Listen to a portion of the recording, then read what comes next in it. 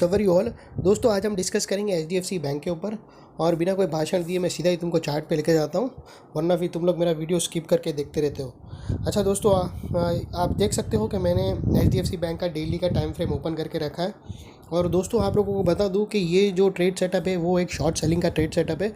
और HDFC bank के अंदर इलियट की 5 वेव कंप्लीट हो चुकी है और अब करेक्शन पैटर्न के अंदर एंटर हो रहा है। और आप लोगों को ये भी इन्फॉर्म कर दूं कि एचडीएफसी बैंक पिछले कहीं बार उसने सिमिलर पैटर्न रिपीटेड मूव किया है, और ये टाइम भी हिस्ट्री में वही पैटर्न वापस वो बना रहा है। तो इसीलिए बोलते हैं कि हिस्ट्री रिपीट इटसेल्फ। हिस्ट्री का एक बहुत बड़ा किरदार है स्टॉक मार्केट के अंदर। तो जो प्रीवियस पैटर्न थे वो वापस रिपीट होता है, स्टॉक वही पैटर्न रिपीटेड मूव करते रहता है, तो वही चीज़ वापस बन रही है। और कोई भी शॉर्ट सेलिंग पोजीशन अगर आपको बैक्ड बाय नेगेटिव इंडिकेटर्स भी आपको सपोर्ट करते हो और नेगेटिव डाइवर्शन भी हो, तो वो एक शॉर्ट सेलिंग, एक स्ट्रॉन्ग शॉर्ट सेलिंग होती है, क्योंकि it was backed by negative diversion.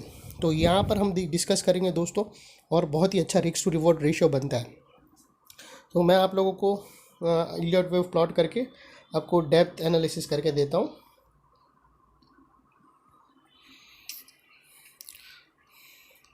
दोस्तों, ये थी वेव 1, ये वेव 2, ये वेव 3, ये वेव 4 और ये वेव 5।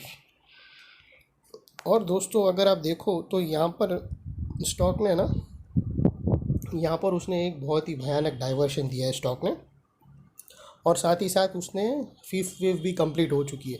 और अगर आप एक ट्रेंड लाइन बना लो ना, तो उसने ट्रेंड लाइन को भी ब्रेक पर है। वो ट्रेंड लाइन ब्रेक हो जाए, जैसे ही ट्रेंड लाइन ये ब्रेक होगी तो वो एक सिग्नल दे देगा आप लोगों को शॉर्ट सेलिंग का। दोस्तों, ये जो ट्रेंड लाइन है इस पर ख़ास नज़र रखना।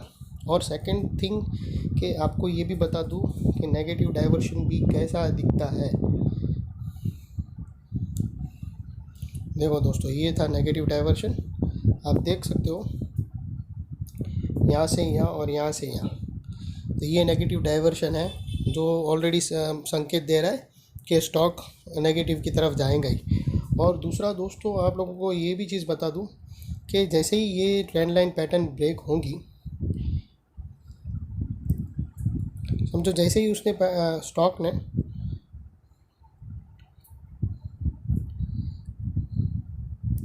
जैसे ये पैटर्न ब्रेक होंगी ना, तो फर्स्ट उसका टारगेट है ना, ये जो 4th वेव है ना, उसके आसपास आएगा डेफिनेटली।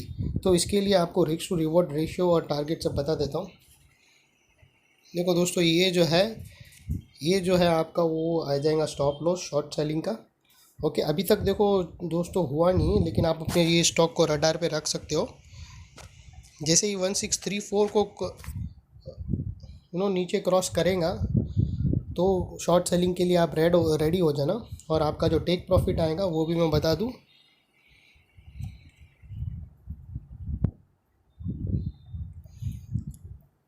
तो आप देख सकते हो दोस्तों कि होने के लिए इतना है और प्रॉफिट के लिए बड़ी लाइन है। तो ये ऑब्वियसली 1:1.25 के आसपास या फिर 1.50 के रिस्क टू रिवॉर्ड वाला रेशियो है। ये बहुत ही अच्छा ट्रेड है।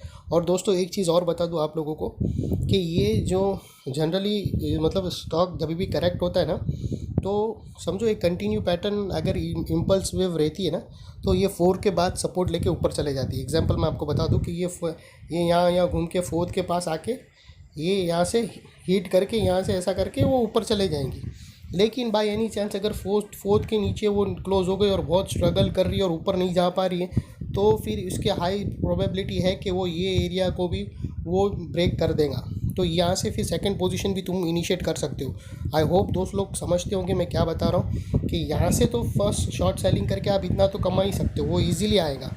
लेकिन इसके बाद ये जब ब्रेक होगा ना फ्रेंड्स, तो फिर और फ्रेंड ब्रेक होने के बाद ऐसा नहीं कि एक दिन ब्रेक हो गया फिर वापस क्लोज ऊपर हो गया, या फिर ब्रेक हुआ और दूसरे दिन नीचे भी क्लोज किया, फिर नेक्स्ट डे वापस बाइंग आके ऊपर क्लोज हो गया, ऐसा नहीं।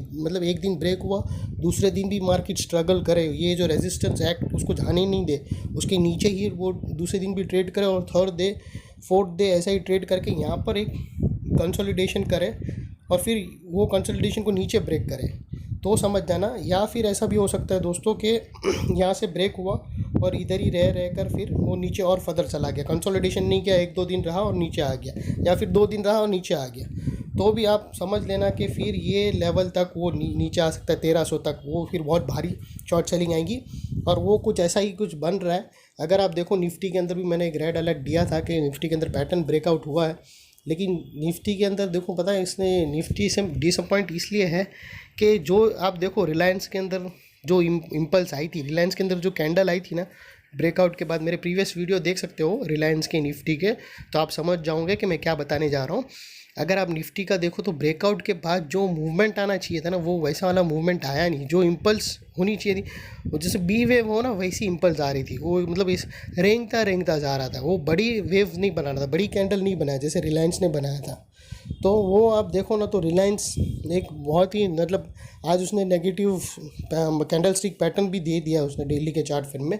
तो निफ्टी के अंदर पॉसिबिलिटी है कि वो फॉल्स ब्रेकआउट हो और वो एक टारगेट हिट हो। अगर वैसा होता है ना तो यहाँ पर भी ये सारे चार्ट्स भी नेगेटिव के तरफ ही जाएंगे।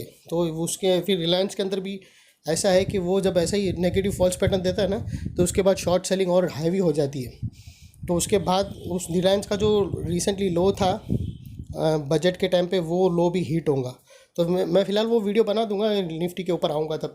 तो आप लोगों को बता दूं कि वैसा पोजीशन होगा ना तो उसमें भी अगर वो रिलायंस वैसा अगर क्रैक करेगा जिस तरह से दिख रहा है, तो फिर पॉसिबल है कि वो HDFC बैंक भी ये लेवल को ब्रेक कर दे। बट फिलहाल ये 1565 तक आने की पूरी तैयारी में है, क्योंकि स्टॉक ने यहाँ पर डाइवर्शन दे दिया है।